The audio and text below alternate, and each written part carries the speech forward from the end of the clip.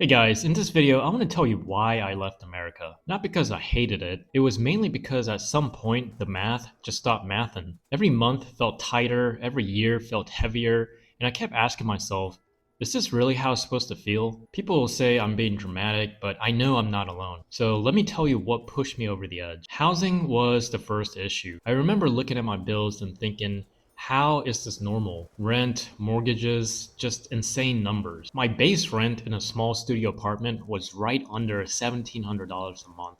And then when you factor in all the miscellaneous expenses, I was at about $2,000 per month. I mean, that's 2 grand just to exist under a roof. That's not building a life, that's paying to breathe. Then there's healthcare. This one scared me the most because in America, getting sick isn't just about your body. It's a money problem. You don't ask, am I going to be okay? You ask, can I afford to be okay? And a lot of people don't even get care. They wait and they just hope it goes away.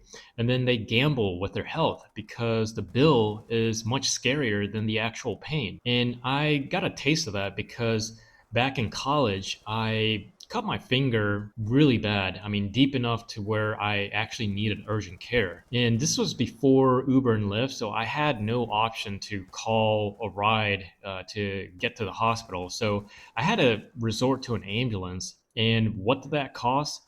Around 600 bucks. Not for the treatment, not the stitches, it was just for the ambulance ride. That sort of moment just sticks with you because once you realize getting help can wreck you financially, you stop seeing healthcare as safety. You see it as a risk. Now, groceries, on the other hand, were the quiet killer. Everyone says, oh, just cook at home. Okay, except food just keeps getting more expensive. The meat, eggs, the basics, it all just creeps up. Not all at once, but slowly right into your paycheck. And just to give you an idea, in 2025, my girlfriend and I were spending around 1200 a month on food.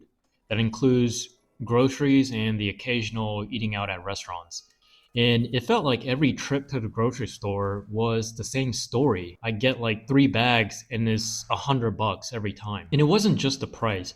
The quality of the food that I bought started to bother me too. I try to eat healthy. I actually care about what I put into my body. But even some of the brands that I've trusted for years, like for example, Vital Farms, started doing things that felt really shady, like feeding their hens corn and soy loaded with junk fats, charging premium prices for food that isn't even as clean as you think. And then came the commute. People love to say, oh, just find a work from home job. Yeah, if that's even an option these days. If you have one, I would consider yourself very lucky because I used to commute about an hour and a half one way just to save on rent. On paper, it made sense financially, but in real life, I mean, it was pretty rough. I was saving money on rent, but burning it on increasing gas, car maintenance, and the stress was just awful. And honestly, I started to lose my mind because I did that for almost 2 years, waking up super early to avoid traffic and then getting home super exhausted until I finally just hit a point where I just couldn't take it anymore. So I had to move closer to work, not because I wanted to, because mentally I was just checked out. And if you have kids, man, childcare in America is pretty brutal. In some places, daycare costs as much as rent or even more. So parents are stuck choosing between working more or just drowning in bills. Either way, you're just exhausted.